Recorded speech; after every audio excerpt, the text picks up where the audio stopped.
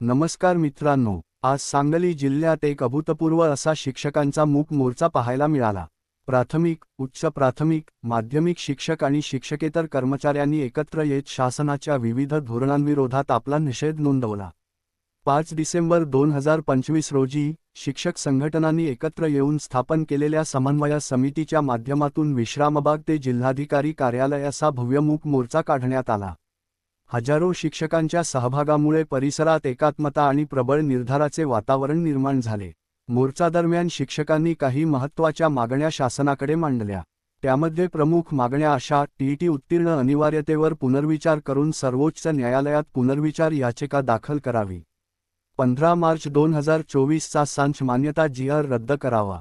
जुनी पेन्शन योजना म्हणजेच ऑप्स तात्काळ लागू करावी. शाळांमधील अशैक्षणिक आणि ऑनलाईन कामांचा पूर्णपणे अंत करावा. मोर्चातील अनेक वरिष्ठ नेत्यांनी सांगितले की 20 ते 30 वर्षे सेवेत असलेल्या अनुभवी शिक्षकांकडून पुन्हा टीईटी उत्तीर्ण होण्याची सक्ती ही पूर्णतः अन्यायकारक आहे.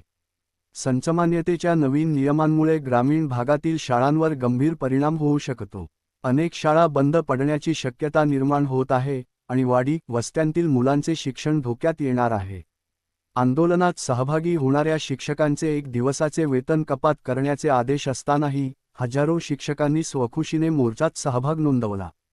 काही शिक्षकांनी स्पष्टपणे सांगितले, हे फक्त वेतनाचे प्रकरण नाही, आपल्याच हक्कांसाठीची लढाई आहे. आपत्तीच्या काळात कर्मचाऱ्यांनी शासनाला मदत केली आहे, तर आज आपल्या हक्कांसाठी उभे राहणे अधिक महत्त्वाचे आहे. या आंदोलनाचा उद्देश शासनाविरोधात संघर्ष करणे नसून ग्रामीण भागातील शाळांचे अस्तित्व टिकवणे, विद्यार्थ्यांचे शैक्षणिक नुकसान रोखणे आणि सरकारी शाळांची गुणवत्ता जपणे हा आहे, असेही संघटनांनी अधोरेखित केले. मोर्चाच्या शेवटी प्रतिनिधिमंडळाने जिल्हाधिकाऱ्यांना निवेदन देत सर्व मागण्यांचे तातडीने समाधान करण्याची मागणी केली. सांगलीतील या मूक मोर्चाने शिक्षकांच्या ऐक्याची ताकद पुन्हा एकदा दाखवून दिली आहे. धन्यवाद.